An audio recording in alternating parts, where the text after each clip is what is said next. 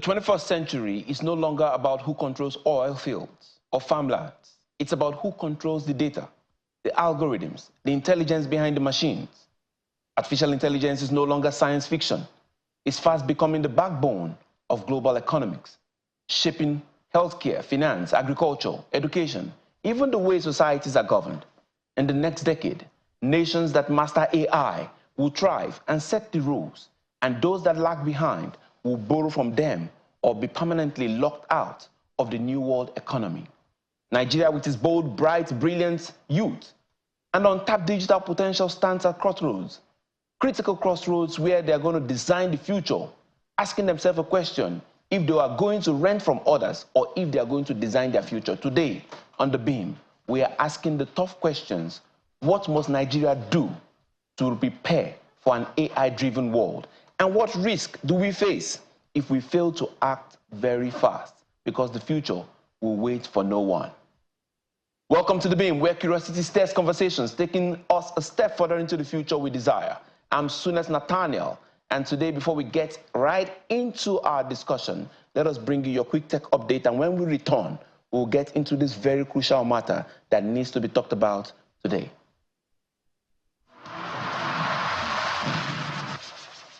Hello and welcome. Here's your quick tech update for the week. The National Information Technology Development Agency, NIDA, is set to host a startup consultative forum on April 28 in Abuja, uniting startups, VCS, and ecosystem enablers to nominate members for the Nigeria Startup Council. The forum, under the Nigeria Startup Act, boosts stakeholders' engagement and drives inclusive policy making. Startups and investors are invited to participate and help shape Nigeria's digital innovation landscape. Meanwhile, Nigeria's data protection ecosystem is projected to generate at least $13.8 billion in 2025, up 15% from 2024. The Commission credits this growth to rising demand for compliance and a surge in licensed data protection compliance organizations, which are creating jobs and boosting investor confidence in the country's digital economy. In another development, MTN Group has reported a cybersecurity breach affecting customer data in some markets, though it did not specify which markets they were. The breach caused by a third party did not impact MTN's core networks, billings, or financial services. The company is investigating and working with authorities and says it will notify all affected customers in compliance with local regulations. Meantime, Nigeria's Competition and Consumer Protection Tribunal has upheld a $220 million penalty against WhatsApp and Meta platforms for data discrimination practices. The companies must also pay a $35,000 to the FCCPC within 60 days. The tribunal dismissed Meta's appeal, confirming the fine for violating data protection and consumer rights in Nigeria. And finally, Meta has removed over 100 million fake Facebook pages in 2024 for engaging in scripted abuse and inflated reach. The company announced new aggressive measures to combat fake engagement accounts and impersonation, aiming to reduce spam and protect creators from abuse on its platform. And that's your quick tech update for this week. Stay tuned for more cutting-edge news from the ever-evolving world of technology. Enjoy the rest of your week. All right, welcome back. This is The Beam. Today we are dealing with the AI-powered future. And joining me now, live via Zoom from London, is Mr. Abel Abo, a respected data manager, AI leader, and board member of the Data Lab Scotland. Mr. Abel, you're welcome to the program. Thank you for having me, Tunes. Really good to be here again. Let's get right into it because we don't have so much time, but this is a very, very important discussion. Let's begin with the recent report regarding AI-powered cities, of the future, where cities from Singapore to San Francisco and from Nairobi to Paris are all heading into the AI transformation, of public service. But not one Nigerian city was mentioned. The question is, what is the risk? Should we be worried at this time about such a report? Yes, we should, because obviously Nigeria does not exist in a vacuum.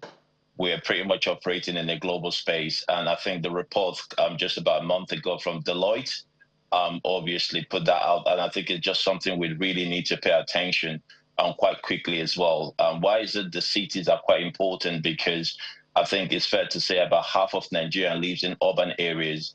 And in order for us to help utilize artificial intelligence quite quickly, I think we've got a great opportunity to embed that. And those innovations should be found in cities. So I'm talking about Lagos, I'm talking about Abuja, I'm talking about Kaduna, I'm talking about Port Harcourt as well. And there are other cities across Nigeria as well. So I think it's something that we need to pay attention quite quickly. Yeah, that, like you said, that report is really disheartening that we have such beautiful cities and none of them has started evolving into the future, as it were. And so the next question then becomes, since AI is rapidly reshaping economics and, politics and culture, if Nigeria fails to build its own capabilities right now, then what exactly is at stake? What should the people know would be at stake when it comes to the economics, politics, and, socially, basically? The way I'm just going to simply answer that question in a practical way. Can you imagine a city or a country without internet or without using computers, right? You can't even imagine that. The reason for that is because since we got computers and people start using the internet, we've seen a massive uprising in terms of, economical activities and social activities as well. Imagine a city or a country not using the internet at the moment. That would be a very dark place to be. So I think Nigeria simply needs to jump on it because the next phase at the moment is the artificial intelligence. So we've got internet now. Now the next thing is artificial intelligence. So the quicker we jump on it, that the quicker it for us to absolutely maximize the opportunities as well. And not just that, we've got to start training our people as well and using those capabilities so that we are not just consumers, right? Sometimes we consume things a lot, but we are also developers and producers as well, rather than consumers. And we can sell to other countries as well, not just within Africa, but across the world as well. I think that's the opportunity we should not miss as well. Yeah, it's beautiful you've gone there. We have a youthful population who are, consuming a lot of the AI, using a lot of the internet. And, we don't want them to be cheap labor for AI systems built by many other nations, around us. The question then becomes, where do we start from now? There's a training, of course. 3 million people have been trained tech-wise. But the question is, are we really focusing on what we should be doing? I'll give you an instance. In China, everybody from where you're in primary school and all that, you're not just consuming AI, you're building, stuff, coding with AI and all those kind of stuff happening. So where do we start as a nation as we speak today? I think, to be honest, I've made this point over and over again. We need to start from the early years. When we talk about early years career, we're talking about, people that are from nursery school. It's crazy to say that, but this country you just mentioned, if you go back to what's going on right now, they're pretty much starting from the nursery school to primary school as well. And I think that's certainly we've got to embrace that as well. The same thing, you imagine a school without internet, or imagine a school without using the computers. It's not possible. So we've got to do that. And I think we need to start from our tertiary institution. We're so blessed with so much young people around the country. But what we need to do is that we need to embed artificial intelligence as part of the curriculum. This is not about an optional thing. This is a compulsory thing that needs to happen. So you mentioned a number about 3 million. Yes, that's a good number. But I think in my projection, we need to be targeting 10 million young Nigerian youths at the moment, not just 3 million.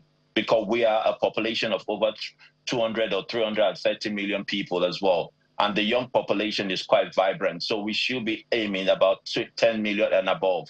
And I think that's really important. So all the tertiary institution needs to be there. So we're talking about 200 odd universities and colleges and all the rest of them. They need to be using artificial intelligence as part of their curriculum. People need to be trained as well. And not just coding, not just data science, but how you develop and how you create those tools as well. These things need to be embedded as well as part of our educational system.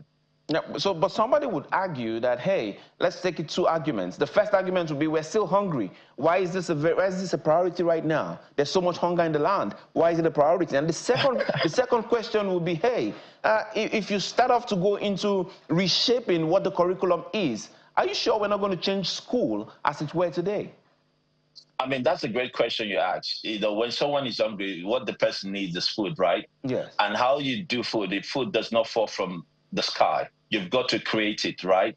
So I think when we talk about people being hungry, the way you can then stop being hungry is about the way you create things, right? And you create food. And when we talk about artificial intelligence, these are not remote things. These are part of the way we can make people stop being hungry as well. Okay, so when we're talking about hungry, the question is that what do we need to do? Why are people hungry? People are hungry because they're not economically active at the moment. They're not earning money, to take care of themselves as well. There are no opportunities as well. So artificial intelligence would help you earn money, would help you take care of yourself, would help you, create things obviously that would be able to, you can sell, you can use, and you can also feed yourself as well. And I think those are the things. And I think without technology and without artificial intelligence, as with this current dispensation at the moment, there's no other way to do it, because we can't just go into the farms and just keep farming every day. It's not possible. We've got to apply artificial intelligence to everything that we do so that this thing called hungry in the land obviously will be minimized dramatically as well. I think that's something we need to appreciate as well. Yeah, I mean, it's beautiful because people are saying, hey, we're just talking things that don't really affect the people now. But I mean, if they can see that, of course, this is going to provide jobs, give you economic stability, financial stability, is going to help you financially, then perhaps they can cue in. And before we go on the break, the question comes also, it takes us back to the government. Is there anything you have seen? Are you aware of any national AI policy, something clear from the government that suggests that we are, that we are really in the right direction? Or is there an urgent need, a gap that needs to be filled right now? I mean, in your own projection, in your own study. I mean, for me, I'm just going to quickly answer the latter. There is an urgent need at the moment. We've got the national AI strategy. And unfortunately, the AI strategy is on the draft, and that's sitting in the shelf. That's not good enough. We need to move that from a draft to something that's a policy that's active and absolutely we're using right now. Because having an AI strategy and a draft, that's not good enough. So we've got to quickly move that. Obviously, the digital economy bill, obviously, is still ongoing at the moment. That needs to go through the assembly, and then that needs to become a law or legislation quite quickly as well. And I think the reason for this is that because government needs to set the trajectory and the policy, and then the public sector needs to galvanize as well quite quickly. And without those things being in existence, then obviously things would definitely not work smoothly as well. And I think we need to quickly do that. So yes, urgently, we've got to do that quite quickly. All right.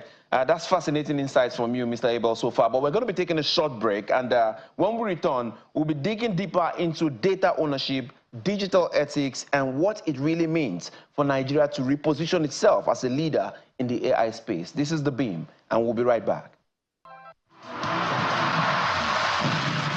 All right, welcome back to The Beam. We're still here with Mr. Abel Abo, and we are taking a critical look at the future of artificial intelligence and why Nigeria must act now. Let's turn our attention to, data. They say data is the raw material of AI. With that being established, what would you advise, Mr. Abel, how do we harness it for Nigeria to become someone who's building the AI tech solutions that addresses the nation's critical problems, today? I mean, you said data is the raw material. I would say data is the infrastructure that everything is built upon. So when we talk about Nigeria, you cannot have a prosperous economy without data. And the beautiful thing about Nigeria is that wherever you've got 2 or 3 Nigerians congregating, they create so much information and so much buzz. So I think we're not really short about data in the country because we're creating that in abundance. What we just need to quickly do is how do we utilize this data and how do we hone the data as well, rather than allowing other people to come in to use our data, train on our data, and then you sell product to us. That's not a good approach that we need to adopt quite quickly. So I think that's something we need to do. I think recognizing that data is fundamental. I know that we've got the Data Protection Act, and I know that obviously, the Data Commission as well is doing a great work as well. But I think when you think about artificial intelligence, a couple of things we need to simply start doing is to see how government can release the government data in an open source so that we can have developers that are building on that so that we can solve our problems. I always say that is really important for Nigeria, for us to solve our problems. We should not delegate the problem to some other country to solve for us. So the other way we can do it is to ensure that our developers, our young people access our data about us, and then they can use that to build solutions to solve our problems. And I think it's really, really important. And I think that's the advantage that we need quite quickly. And we can do that very well. And I think we can look at the critical areas. So agriculture is one of them. National security is another one of them as well. Health is another part as well.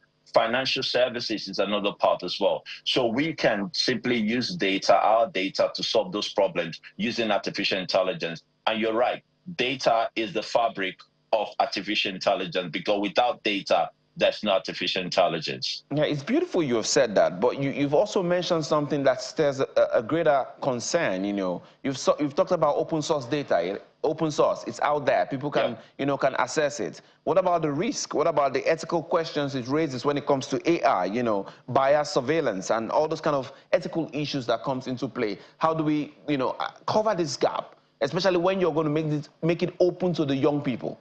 How do we cover this gap? I think when people talk about young people, they think that these are like people that don't have bearings, or they're people that are coming out to do evil things. Our young people are quite smart. Our young people are very innovative as well. We've got to trust them. However, what we need to do is for the government to set the framework and the approach and the policy that is needed and the regulation that is needed.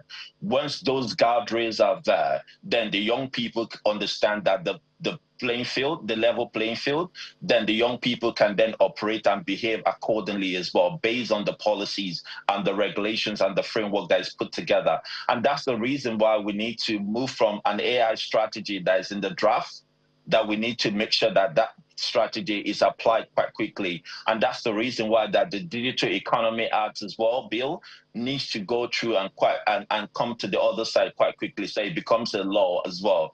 And I think those things really matter. So I always say that we need to appreciate and embrace our young people, because they are super talented, but they just need investment and direction. And I think that's where we need to ensure that we're putting our energy as well. And I think once we do that, we definitely have a very cohesive system, an ecosystem that works for everybody and for all these key stakeholders, not just in the public sector, but also in the private sectors as well. And I think once that comes together, we definitely see an economy that is thriving, that works for everybody and not just for some few.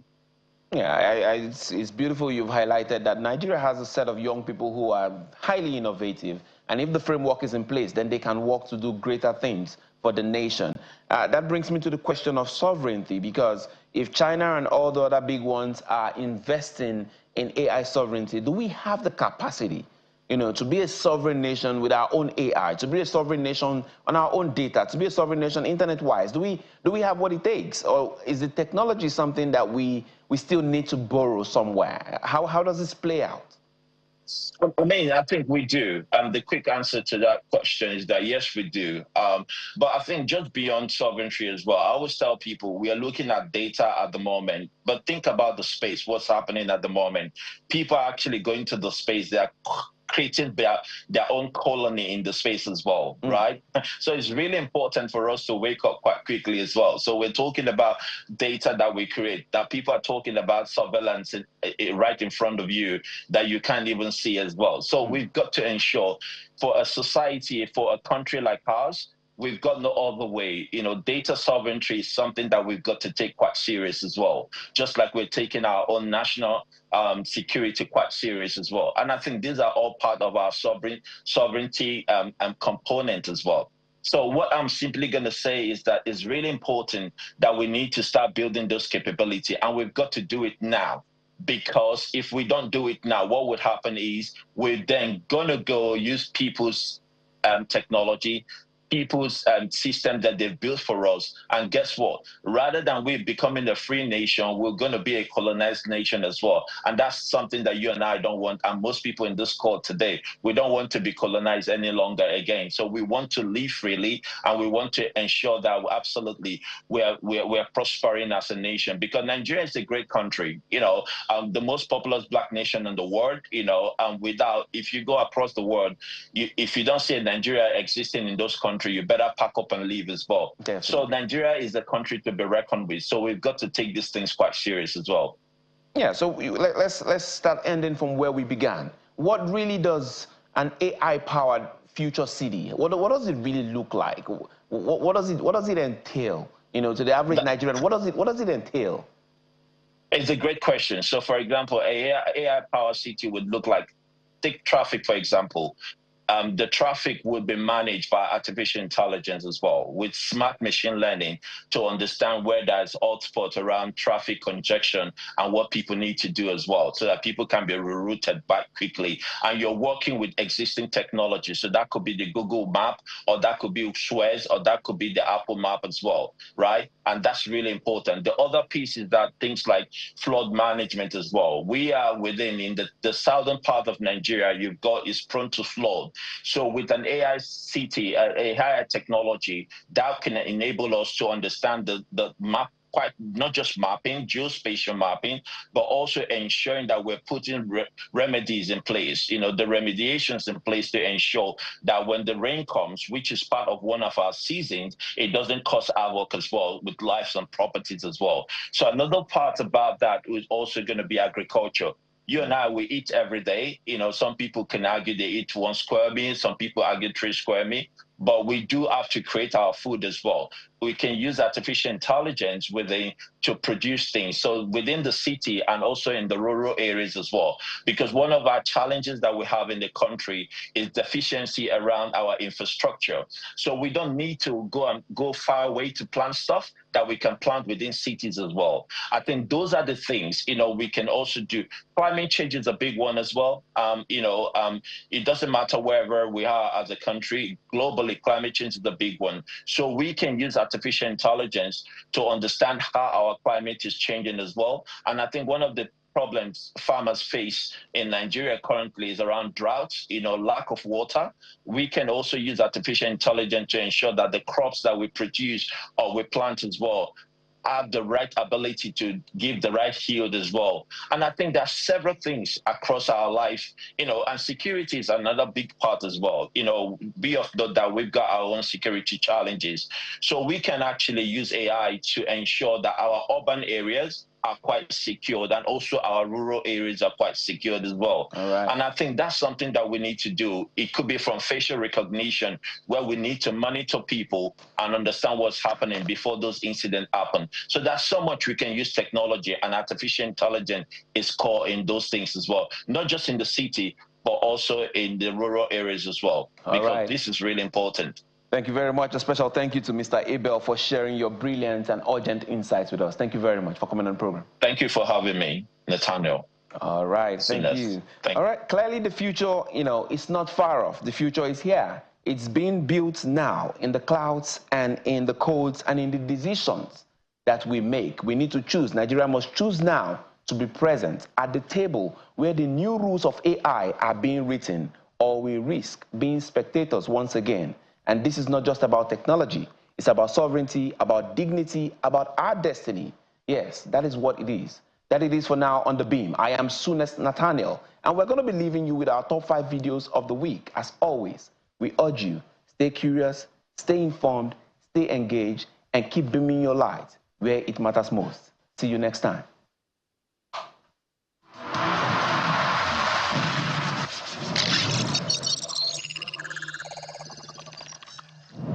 We begin this week's countdown with a clip in which Kenneth Okonkwo asserts that President Tinubu will walk over 2027 election if opposition coalition fails.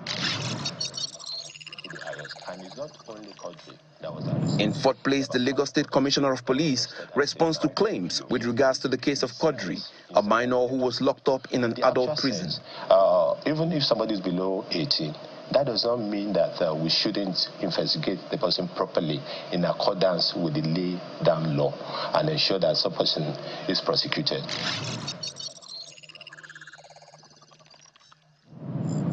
In third place is a debate on Politics Today regarding the reasons behind the Delta State governor's defection. Coming second on the list, Pastor Tunde Bakare condemns Tinubu's influence on the National Assembly as he asks the president to stop playing God. I urge you, Mr. President, to think deeply and reflect on these words. No man is wise enough, nor good enough to be trusted with unlimited power. Mr. President, please stop playing God.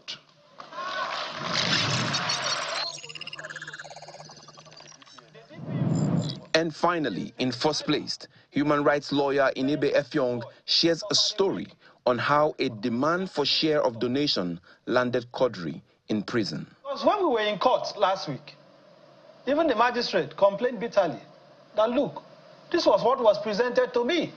And there was no contrary representation that this boy was less than 18. So you cannot really blame the magistrate, because this was what the police put in what they filed. They said it was 18? Yes. That's it on our countdown today. Join us next week for more.